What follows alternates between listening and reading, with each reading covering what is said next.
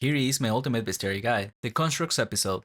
This is meant to break down, in my opinion, the best way to do the creatures inside of this category. In some cases, I might be missing out better alternatives, so feel free to share your thoughts in the comments below. With that said, let's begin. First off is a Stone Golem. This one depends on what else you want to complete with it. The best options will be the Medusa Tower or the Mines of Farmine. In the Medusa Tower, located in Port Hope, during a rapid, you can focus on the base floor and the -1. Here you will get majority of stone golems, but also good progress on clay guardians, gargoyles and omnivoras. The omnivoras are exclusive to this area, so it's a good creature to work on, and because clay guardians are also on this list, you can work on this as well. Once the stone golems are complete, you can switch your focus to base floor and +1 to work on the clay guardians and omnivoras. The other option I will suggest is in the Mines of Farmine, when you unlock the depot area. In this place you can find Gostlers and stone golems.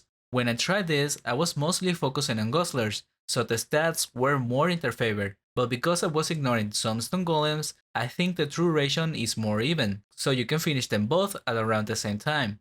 Next up is ice golems. These are very common creatures found in multiple places, and commonly they are matched with crystal spiders. There is 3 options that end up being very similar to each other, with the best one being the Crystal Cave of the Inquisition quest. This one was barely reaching the 10 kills per minute, but I was getting double of that in Spectre kills, which is why I put it on the first place, since you can complete 25 more points in the same time. The other 2 are a little bit faster on kills, on the Ice Witch Cave on the Barbarian Camp, south of the Enhanced Blessing.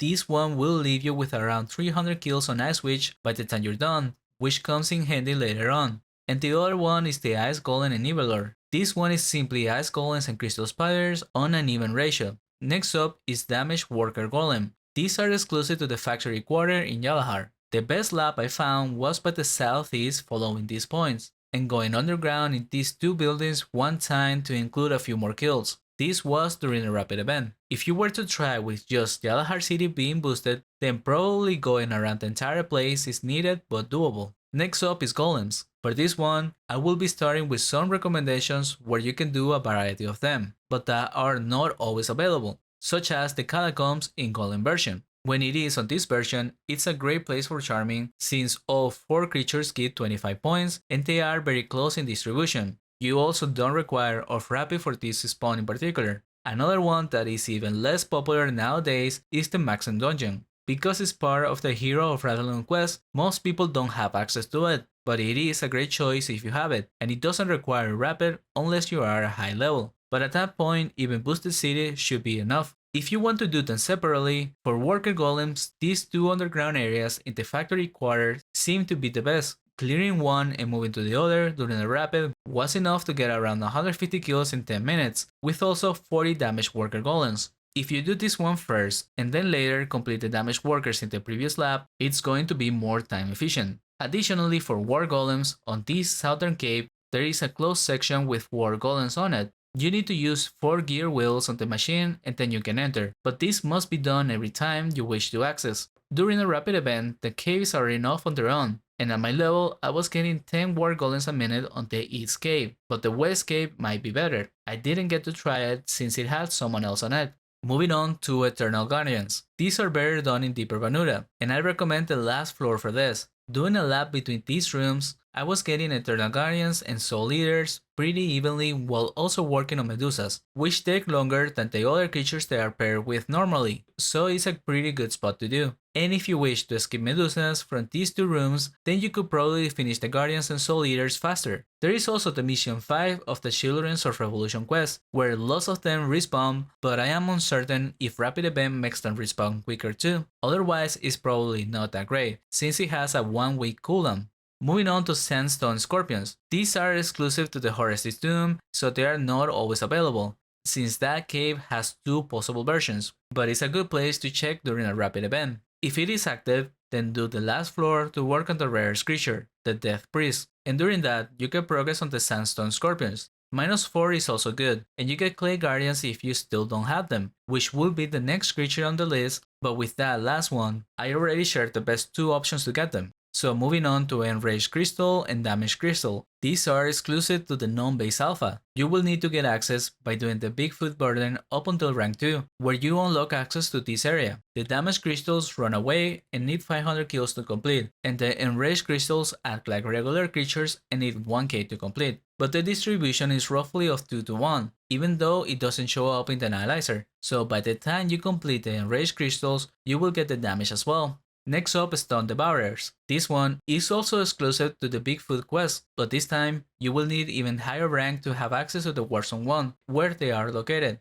Once there, focus on these spots to work not only in Stone Devourers but also the Armadillo. Both are rare creatures that I personally will postpone to complete until later on. However, should you choose to go for it, this lap is the best for it. Next up, we move on to Warzone 2, this time for Lava Golems, Magma Crawlers, Weepers, and Infected Weepers. If solo or duo, this spawn is doable without rapid. Teams might need Forecaster to get boosted or go during a rapid event. In my case, I tried it out solo, alternating between these two spots. They are the most dense pools, so it seems to be the best way during a rapid. The kill distribution is similar, with Magma Crawlers being slightly more common. You also get Lost Berserkers during this hunt, so it's an overall decent option to get XP while charming. And if you want to do Infected Weepers, then focus on these 3 spots. This is another creature I will leave for last in terms of Bestiary, but if you have plans of completing the entire Bestiary or doing it eventually, then you might want to start with it, as you get progress on the other creatures in the meantime. Moving on to Warzone 3, for Orewalkers. This one is also doable without rapid by solos or duos, but if you come during a rapid with more people, the best pools will likely be these 2. That way there is room to lure extras from the nearby spots, but in my case I did this solo and hunted in this area.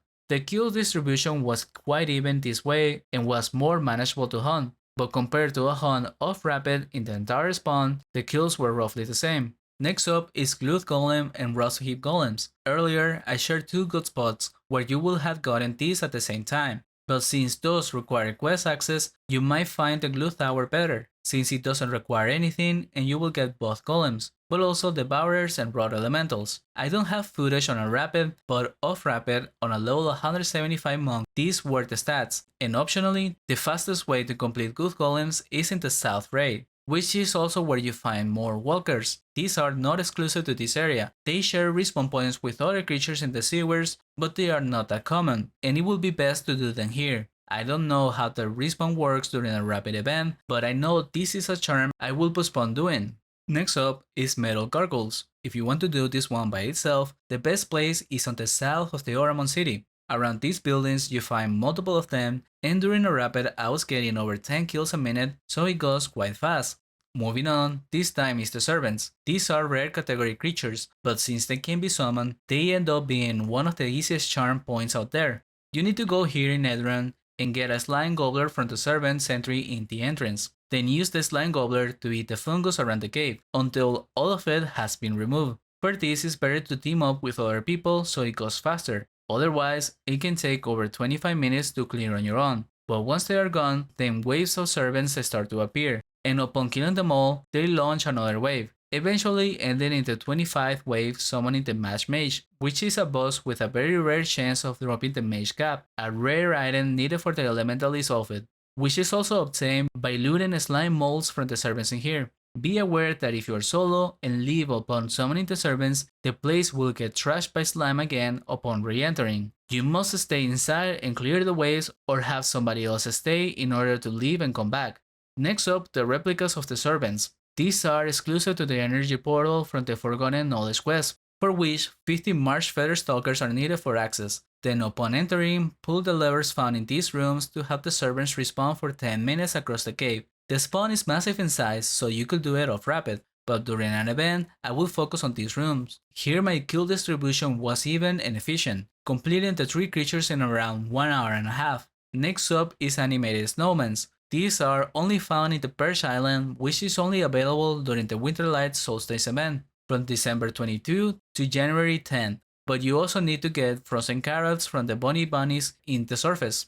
Each frozen carrot can be used to summon 1 snowman, and because they have a cooldown of 5 minutes, the recommended way to do this bestiary is to team up with a big group of players, have 1k frozen carrots collected, and each person summoning a snowman. Then use poison bombs to get participation. I don't have footage for any of this because it's a charm I don't want to do personally. Next up will be 2 challenging creatures. First, Rotten Golems. These are found in the rotten wastelands of Soulworld. For a period of time, this was one of the best spawns in the game, even for mid-level 800s, but those days are long gone, and people don't hunt this up until later on when they are able to hunt with Danes. This is because the spawn has been nerfed and low levels can do good XP or profit in here anymore. But the hunt is still doable if your goal is to complete Bestiary. During the new server project, we came here with a 5-man of level 600s, and without charms, we were getting close to 200 golems an hour. This goes up with better levels and characters, but you're looking at less than 300 golems an hour most likely,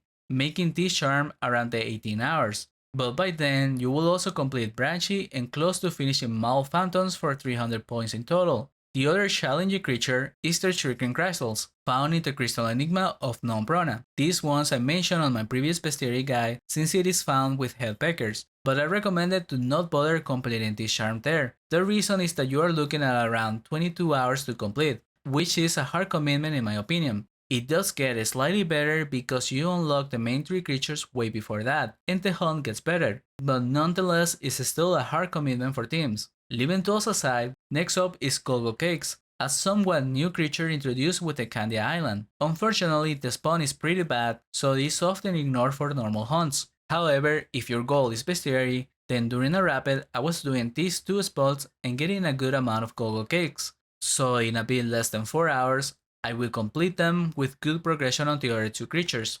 So it's not a terrible creature to charm, but it's also doable off rapid just as fast. Additionally, also in Candia, but in the surface, you will find a bunch of trivial creatures, including the Gingerbread Man. These only take 25 kills, and you can do them all in less than 5 minutes. Next up, this time to a rare category, the Cake Golem. These are part of the event A Piece of Cake, available during February 21 to the 26th. During these days, there will be raids happening on major cities every hour, and you just need 5 kills to get 30 charm points. Now back to the challenging creatures, this time both are part of the Rotten Blood questline. First off, the Walking Pillar. This one is found in the Darklight Core, which I recently made a hunting guide for. At the making of this video, this is one of the best spawns in the game, although it is hard to hunt, so you're likely to come here at some point, and if you do, you are looking at around 30 hours to complete the Bestiary based off the levels of your team, the lab use, and if anyone has charms beforehand.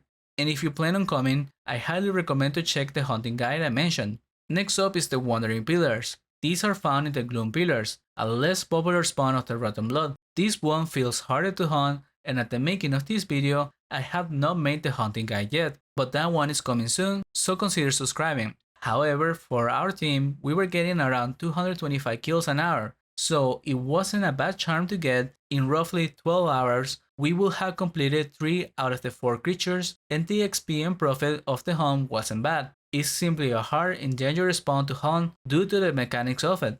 But with that said, that's all I got for this Ultimate Bestiary guide. If you found the video helpful, consider subscribing, and make sure to check the other Bestiary guides for the other categories. Thank you for watching, and until the next one.